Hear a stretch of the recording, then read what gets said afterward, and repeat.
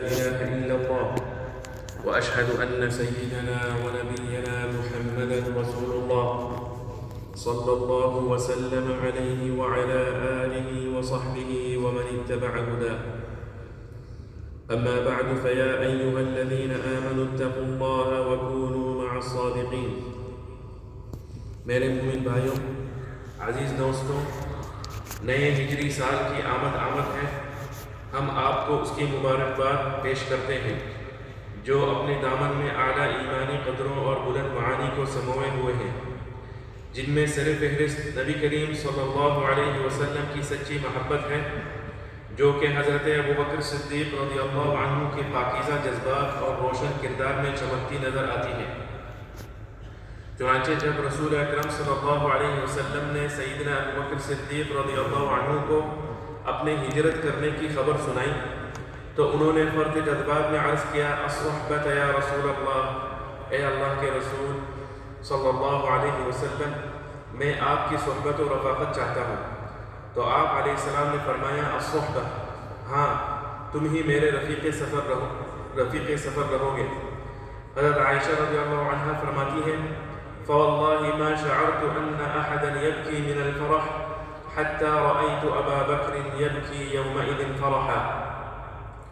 اللہ کی قسم، مجھے اس سے پہلے بالکل معلوم نہیں تھا کہ کوئی انسان خوشی سے بھی روتا ہے، یہاں تک کہ میں نے اس دن حضرت ابوبکر کو خوشی سے روتے ہوئے دیکھا۔ تو میرے بھائیوں، ذرا غور فرمائیں، یہ کیسی پرخلوص محبت تھی کہ حضرت ابوبکر صدیق رضی اللہ عنہ بخوبی یہ بات جانتے تھے کہ ہجرت کا یہ سفر خطرات و مشکلات سے بھرا پڑا ہے، لیکن اس کے باوجود آپ صلی اللہ علیہ وسلم کی معیت اور رفاقت ملنے پر اس قدر مسرور ہوئے کہ آنکھوں سے خوشی کے آنسو چھلک پڑے۔ اور اس سے بھی بڑھ کر حیران کن بات یہ تھی کہ سیدنا ابوبکر صدیق رضی اللہ عنہ کو اپنی جان سے بھی زیادہ اپنے حبیب جناب رسول اللہ صلی اللہ علیہ وسلم کی فکر تھی۔ چنانچہ آپ علیہ السلام نے اس سفر کے دوران ایک بار ان سے فرمایا، ما لک تمشی ساعۃ بین یدی وساعۃ خلفی، ابوبکر تمہیں کیا ہوا ہے کہ تم کبھی میرے آگے چلتے ہو اور کبھی میرے پیچھے چلنے لگتے ہو؟ تو حضرت ابوبکر نے عرض کیا، اذکر الطلب فامشی خلفک ثم اذکر الرصد فامشی بین یدیک۔ یا رسول اللہ، جب مجھے پیچھے سے آپ کا تعاقب کیے جانے کا خیال آتا ہے تو میں آپ کے پیچھے چلنے لگتا ہوں، اور جب آگے کی جانب سے گھات لگائے دشمنوں کے حملے کا اندیشہ ہوتا ہے تو میں آپ کے آگے چلنے لگتا ہوں۔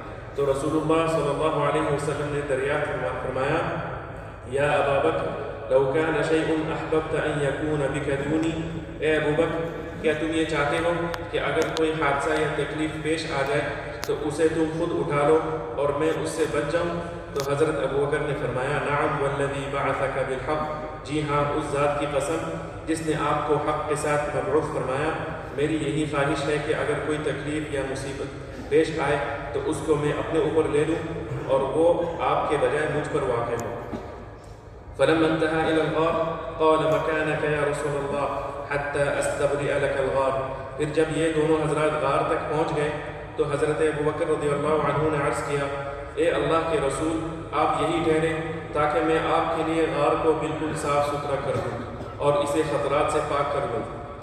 میرے مومن بھائیوں، غار میں پہنچنے کے بعد جب دشمن بہت قریب آ گئے تو حضرت ابوبکر صدیق رضی اللہ عنہ کو اپنے محبوب جناب رسول اللہ صلی اللہ علیہ وسلم کے بارے میں خطرہ لاحق ہوا تو فکر مندی کے عالم میں فرمایا، لو ان احدهم نظر تحت قدميه لابصرنا، اگر ان میں سے کسی نے بھی اپنے قدموں کے نیچے نظر ڈالی تو وہ ہمیں ضرور دیکھ لے گا۔ تو اللہ کے رسول صلی اللہ علیہ وسلم نے فرمایا، ما ظنک یا ابا بکر باثنین اللہ ثالثہما، اے ابو بکر ان دو کے بارے میں تمہارا کیا خیال ہے؟ اللہ تعالیٰ جن میں کا تیسرا ہے، بھلا انہیں کوئی نقصان پہنچا سکتا ہے؟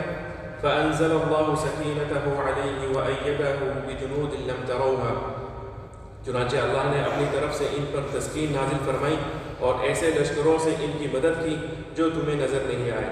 میرے دوستوں، جب دشمن کا خطرہ ٹل گیا تو دونوں حضرات نے پھر سے مدینہ منورہ کی جانب سفر شروع فرما دیا۔ حضرت ابوبکر رضی اللہ عنہ فرماتے ہیں کہ ہم ساری رات چلتے رہے، دن میں بھی سفر جاری رکھا، یہاں تک کہ دوپہر ہو گئی تو ہمیں ایک بڑی چٹان نظر آئی جس کا سایہ کافی لمبا تھا تو میں نے عرض کیا اے اللہ کے رسول صلی اللہ علیہ وسلم آپ یہاں نیند فرما لیجئے۔ ذرا دیکھیے کیسی عظیم قربانی اور بے مثال محبت ہے کہ حضرت ابوبکر صدیق رضی اللہ عنہ خود بھی رات بھر آپ علیہ السلام کے ساتھ چلتے رہے، تو کیا انہوں نے اپنی نیند کو ترجیح دی اور کیا انہوں نے خود آرام کرنا پسند کیا؟ نہیں، ہرگز نہیں، بلکہ فرماتے ہیں خرجت فإذا أنا براع فقلت أفتحلب لي قال نعم فأتيته صلی اللہ علیہ وسلم فشرب حتى رضيت۔ پھر میں یہ دیکھنے کے لیے نکلا کہ کہیں دشمن ہماری تلاش میں یہاں تک نہ آ چکے ہوں۔ ذرا آگے بڑھا تو بکریوں کے ایک چرواہے کو دیکھا، تو میں نے اس سے کہا کیا تم میرے لیے دودھ دو سکتے ہو؟ اس نے کہا بالکل۔ چنانچہ اس نے میرے لیے کچھ دودھ دوہا، پھر میں وہ لے کر نبی کریم صلی اللہ علیہ وسلم کی خدمت میں حاضر ہوا اور عرض کیا یہ دودھ پی لیجئے۔ آپ علیہ السلام نے اسے نوش فرمایا تو میرا دل خوش ہو گیا۔ اللہ اکبر، کیا ایمان تھا، کیا عشق رسول تھا کہ دودھ تو اللہ کے نبی صلی اللہ علیہ وسلم نے پیا، مگر پیاس صدیق اکبر رضی اللہ عنہ کی بجھی۔ چنانچہ ایک سچے عاشق کی یہی شان ہوتی ہے کہ وہ محبوب کی خوشی میں خوش ہوتا ہے، جیسا کہ سیدنا ابوبکر صدیق رضی اللہ عنہ آپ علیہ السلام کو راحت و سکون میں دیکھ کر خوش ہوئے۔ تو میرے بھائیوں، صحابہ کرام رضی اللہ عنہم کو رسول اللہ صلی اللہ علیہ وسلم سے سچی محبت تھی، اور یہ محبت ان کے دلوں کو صدق و اخلاص سے بھر دیتی تھی، اور اس کا پہل آپ علیہ السلام کی اتباع اور کامل اقتداء کی صورت میں ظاہر ہوتا تھا۔ یا ایھا الذین آمنوا اطیعوا اللہ واطیعوا الرسول واولی الامر منکم اقول قولی ھذا واستغفر اللہ لی ولکم فاستغفروہ۔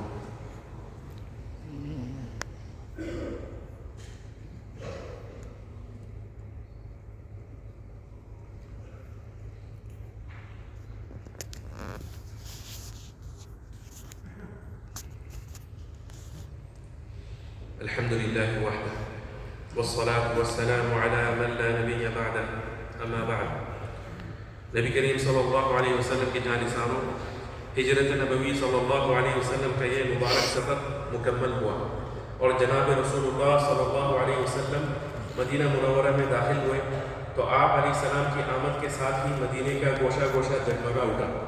چنانچہ ایک روایت میں آتا ہے اضاء منها كل شيء، آپ صلی اللہ علیہ وسلم کی تشریف آوری سے مدینے کی ہر چیز روشن ہو گئی، اور صحابہ کرام رضی اللہ عنہم نے آپ علیہ السلام سے اپنی سچی محبت اور بے مثال وفاداری کا اس حد تک اظہار فرمایا کہ ایک کہنے والے نے کہا ما رأیت احدا يحب احدا كحب اصحاب محمد محمدا، میں نے کسی کو کسی سے ایسی محبت کرتے نہیں دیکھا جیسی محبت محمد کے صحابہ محمد سے کرتے ہیں، صلی اللہ علیہ وعلی آلہ واصحابہ اجمعین۔ میرے دوستوں، آپ علیہ السلام کی ہجرت مبارکہ سے ایسی سچی محبت آشکار ہوئی جو حقیقی پیروی کو جنم دیتی ہے، وفاداری کو پروان چڑھاتی ہے اور قربانی کا جذبہ پیدا کرتی ہے۔ اسی لیے حضرت ابوبکر صدیق رضی اللہ عنہ نے اپنے محبوب جناب رسول اللہ صلی اللہ علیہ وسلم کی خاطر اپنی جان، اپنی اہل و عیال اور اپنا مال سب کچھ وقف کر دیا۔ میرے عزیز بھائیوں، اسی طرح جو شخص اپنے وطن اور قیادت سے سچی محبت رکھتا ہے وہ ان کے لیے اپنی تمام تر صلاحیتیں صرف کر دیتا ہے، اپنا مال خرچ کرتا ہے، ضرورت پڑنے پر اپنی جان قربان کرنے سے بھی دریغ نہیں کرتا، اور ہمیشہ اپنے وطن اور اپنی قیادت کے لیے خیر، ترقی، امن اور استحکام کی دعا کرتا رہتا ہے۔ هذا وصلی اللہم وسلم وبارک علی سیدنا ونبینا محمد، وارض اللہم عن ابی بکر وعمر وعثمان وعلی وعن سائر الصحابة الأكرمين۔ اللهم احفظ دولة الإمارات من كل الجهات، واحفظ قيادتها وأهلها ومن يعيش على أرضها۔ اللهم احفظ الشيخ محمد بن زايد رئيس الدولة بحفظك، وكن له عونا وسندا، وبارك في عمره وعمله۔ اللهم وفقه ونوابه وولي عهده الأمين، والشيخ محمد بن راشد وولي عهده ونوابه وإخوانه حكام الإمارات وأولياء عهودهم لما تحبه وترضاه۔ اللهم ارحم الشيخ زايد والشيخ راشد والقادة المؤسسين والشيخ مكتوم والشيخ خليفة بن زايد والشيخ حمدان وشيوخ الإمارات الذين انتقلوا إلى رحمتك، وأدخلهم بفضلك فسيح جناتك۔ اللهم اشمل شهداء الوطن برحمتك وغفرانك، اللهم ارحم المسلمين والمسلمات الأحياء منهم والأموات إنك سميع قريب مجيب الدعوات. عباد الله، اذكروا الله العظيم الجليل يذكركم، واشكروه على نعمه يزدكم، وأقم الصلاة.